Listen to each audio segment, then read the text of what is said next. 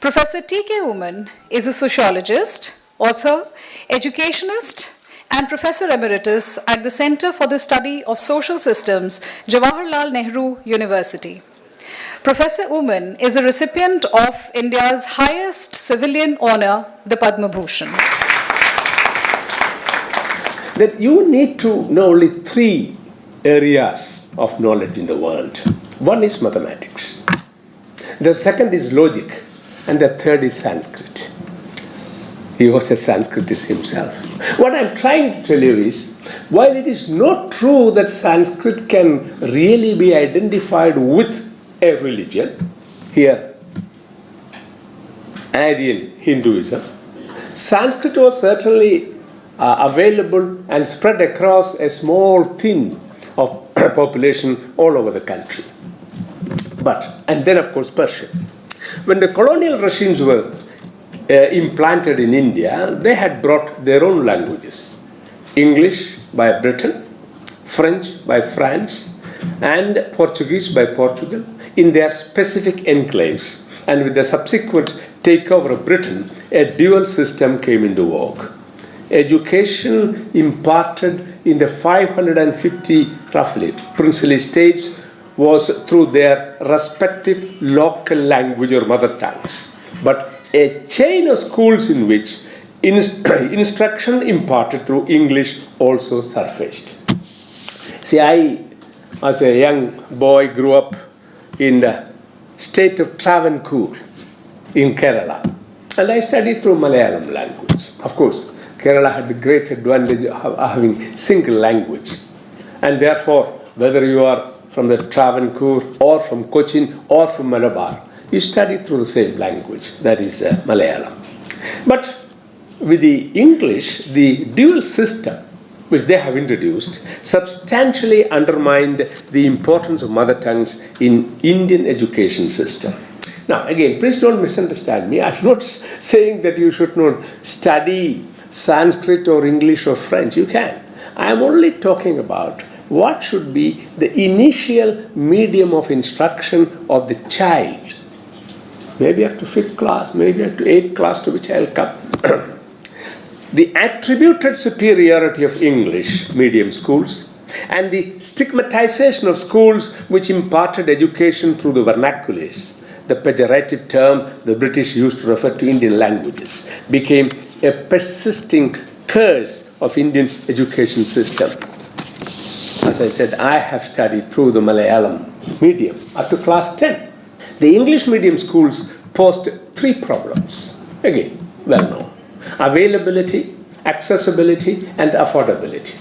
English medium schools in India were and are far too few viewed in terms of the number of children to be educated. By and large, they are inaccessible to the people inhabiting in India's vast rural hinterland. These schools are situated in urban India and in hill stations, charge very high fees, and hence unaffordable to the vast majority of Indians. William Digby, the colonial administrator, wrote in 1901, and this is a small quotation: "There are two Indias, the India of the presidency and the chief provincial cities, of the railway systems, of the hill stations. There are two countries, Anglostan, the land especially ruled by the English, in which English investments have been made, and Hindustan, practically all of India, 50 miles from each side of the railway lines." This was written in 1901. It would sound somewhat familiar even today, isn't it? English medium schools accentuated the divide between Bharat and India, which is a common term these days.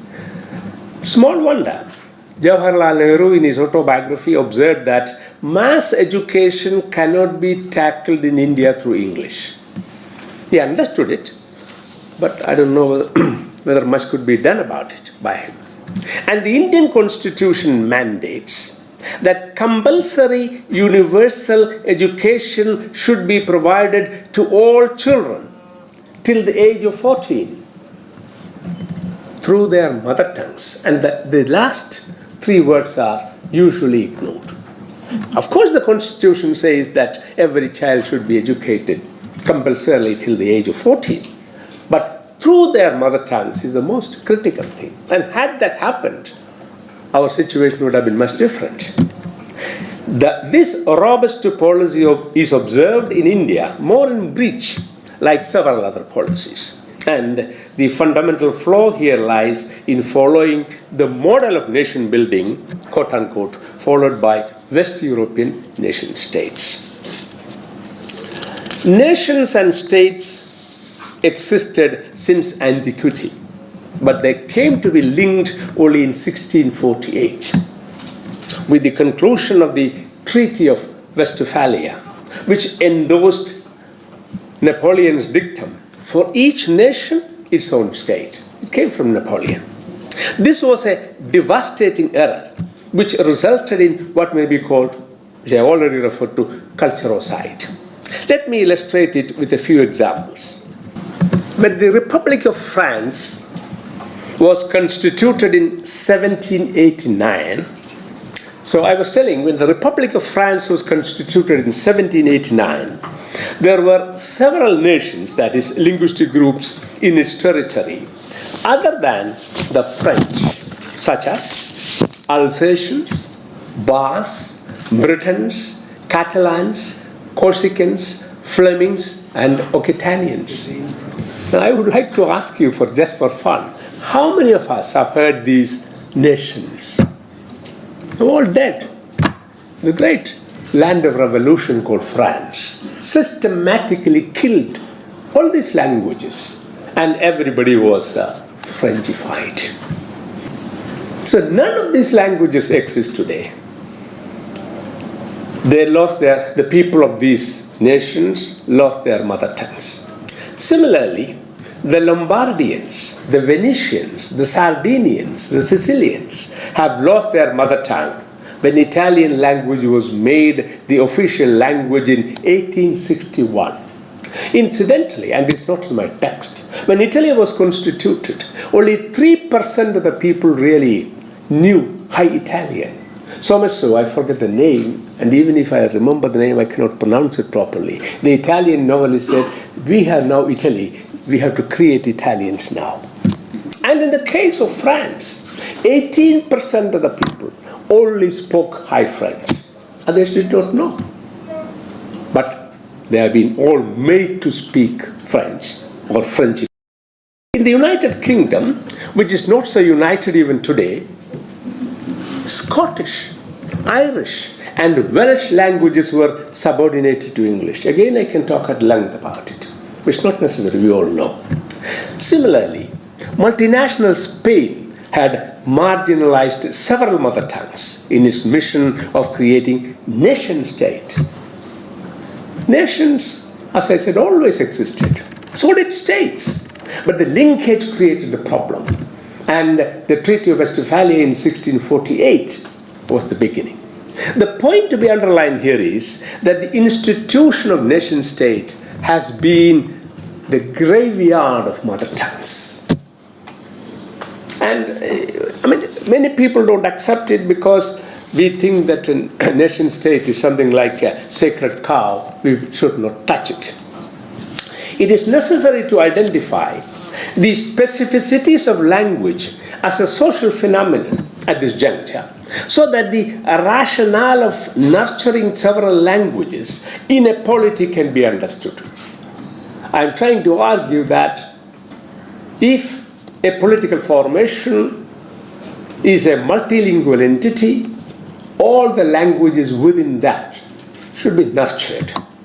And why and how? And that points to the specificity of language. What are these? One, there is no feature of society which is as crucial as language. Even religion is not, because one can be an atheist, an agnostic, or a rationalist and abjure religion. That is, there are alternatives to religion, but nobody can live in a society without a language. There is no alternative to language. I'm not talking about a particular language, but language as a phenomenon. Two, While alternatives exist for religion, they are mutually exclusive, even repulsive.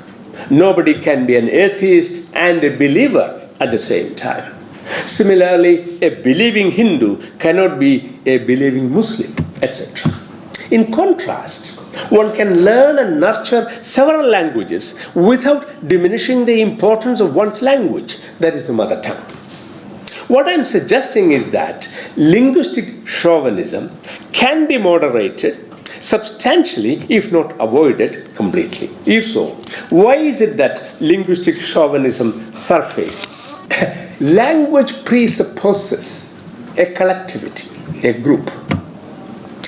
Finally, even the least developed language is adequate for conducting the basic functions of life, such as economic transactions in the local markets, religious worship, local communication, making love, and instructions for elementary education. There is very interesting research on each one of these. Researchers show that when two persons are in intense love, they would like to speak, if they share the same language, in that language. It's not the foreign language that you have learned. Now, how about those languages without a script, if they too are to be used as a medium of instruction? I say this because in India there is a lot of controversy. At one time, I remember one of the great blockades for the spread of Hindi was the Devanagari script. And it was proposed that let us use the Roman script. There was great objection. Please note that the number of scripts is far too few as compared with the over 6,000 languages in the world. And several languages, very developed languages, are sharing the same script, Roman script, for example. The real issue to be tackled in a polyglot country like India is to identify the number and specify the features of mother tongue which should be used for school education. Let me illustrate the problem with the help of the census of India. In 1931 census of India, the last census conducted by British identified 2,000 mother tongues. That was for undivided India, including Pakistan and Bangladesh now. The count of mother tongue in independent India varied and wavered. In 1951, there were 782. 20 years later, in 71, 1,090. In 1991, 1,576. So in 1991, there were 1,576 mother tongues. Immediately one can ask, oh, are you saying that all these mother tongues should be used for as medium of instruction, even if it is in the first 5 classes? No. There is more to it. This increase is astounding. And there are 2 sources of this mind-boggling multiplication of mother tongues. One, the procedure followed. The census enumerator simply lists what is claimed to be mother tongues by those who answer the question, what is your mother tongue? The mother tongues listed include Dravidian, Madrasi, Reddy Bhasha, Muslim Pahadi, Ahiri Hindi, Rajputi, Adharmi, Islami, Christian, and the like. These are mother tongues in our census data. That is, for many people, mother tongue simply connotes their cultural identity. While mother tongue is a source of identity, as I already noted, there are also other sources of cultural identity. That is, a wide variety of cultural identities are simply taken to be mother tongues. This inflates the number of mother tongues. So it is not that we have as many mother tongues as the census of India tells us. On the other hand, in quite a few cases, and this is more amusing, the number of persons who claim a particular identity as their mother tongue is suspiciously low. In 1951, that being the first census of independent India, I made a analysis of that. In 1951, 73 mother tongues had only one speaker each. I only said a moment ago that no language can exist with one speaker. But the Indian census data defies my understanding. They say 73 mother tongues had only one speaker each. 173 mother tongues had 2 to 10 speakers. Are they viable? Can we really accept them as data? Out of the 782 mother tongues recorded in 1951, only 132 of them had 10,000 or more speakers. So actually, if you go by the 1951 data, we have something like 132 mother tongues spoken in this country. It may be 150. And we are 1/6 of humanity, please remember. And 150 is not a big number for that mass of humanity.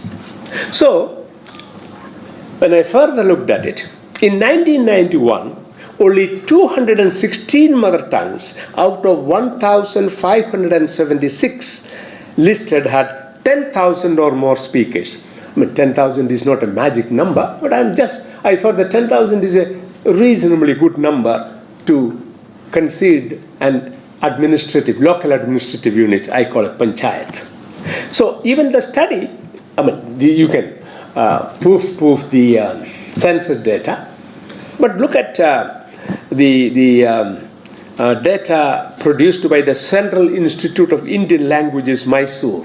In 1973, they counted 1,598 mother tongues. Of these, only 263 had 10,000 or more speakers. The methodology is the same. Because if you ask somebody, what is your mother tongue, he or she says something, and that is recorded. Because there is a great idea of freedom of expression, you see. You can say any nonsense and then that should be recorded. No, there should be a method by which we must arrive at a procedure that how do you really identify mother tongues. Therefore, the first necessary step to be taken to ascertain the number of mother tongues in India is to have a reliable listing of mother tongues. We don't have it even today. Because if we are to meaningfully pursue the constitutional mandate of providing compulsory universal education through the mother tongue of the child, we must have a clear picture of the phenomenon referred to as mother tongue. We don't have it.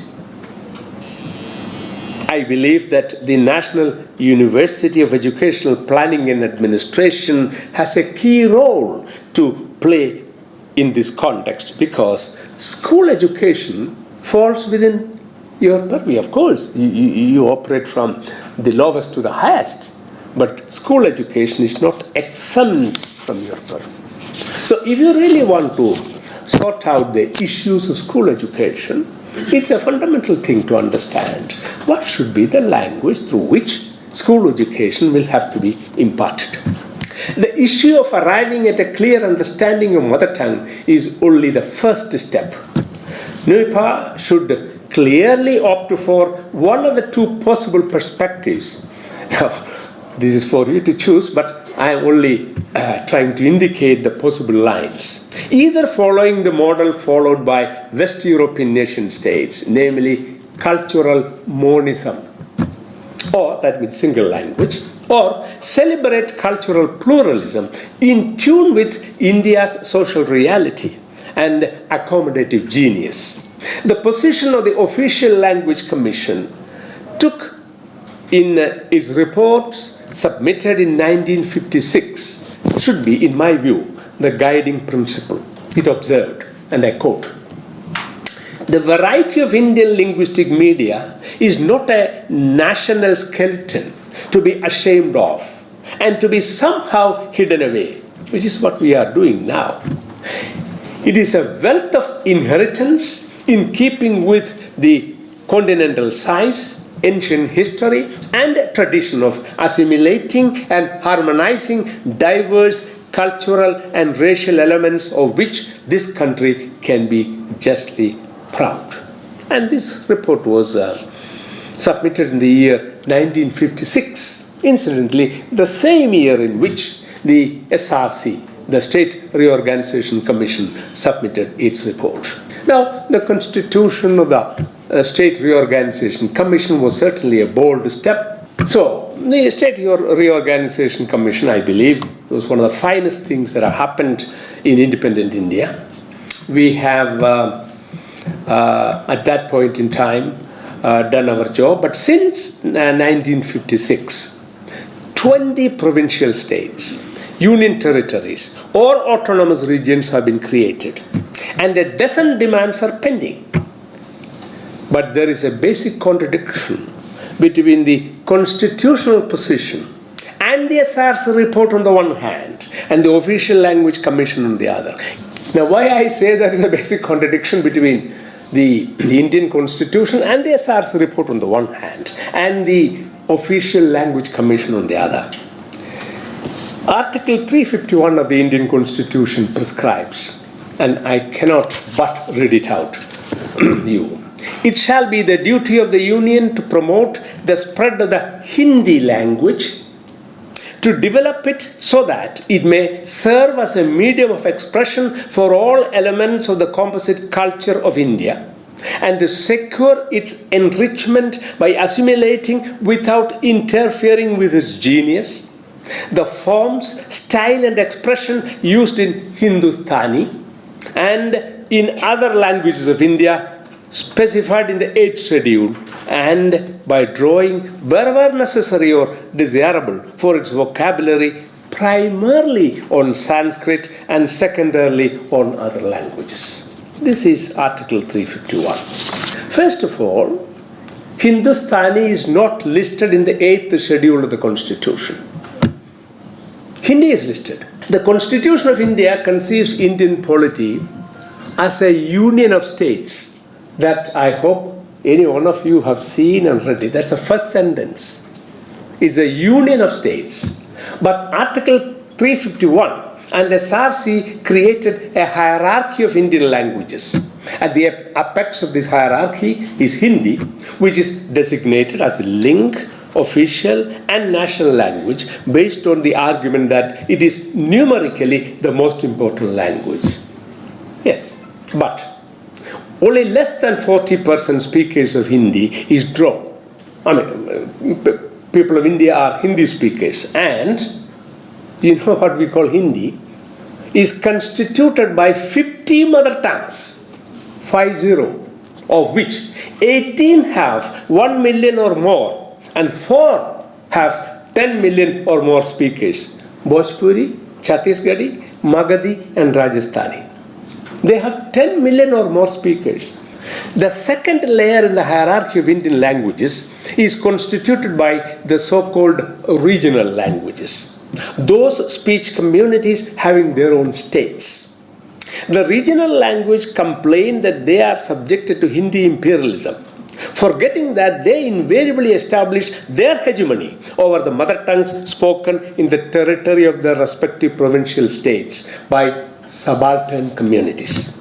But the subaltern communities of the Hindi region are the worst affected in the context of designating Hindi as the national language.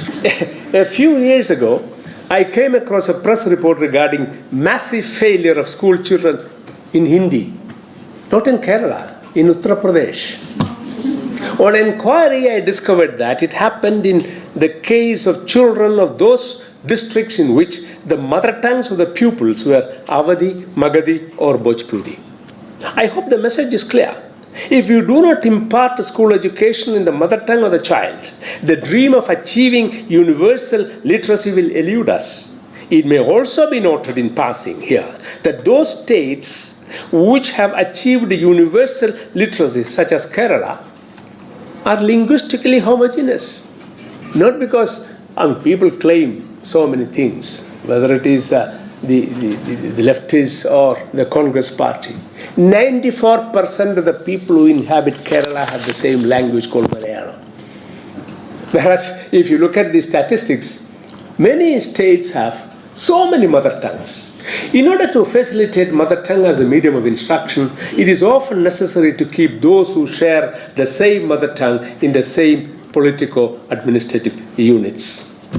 But we do not follow this practice. For example, the Bhojpuri-speaking people are divided between Bihar and Uttar Pradesh.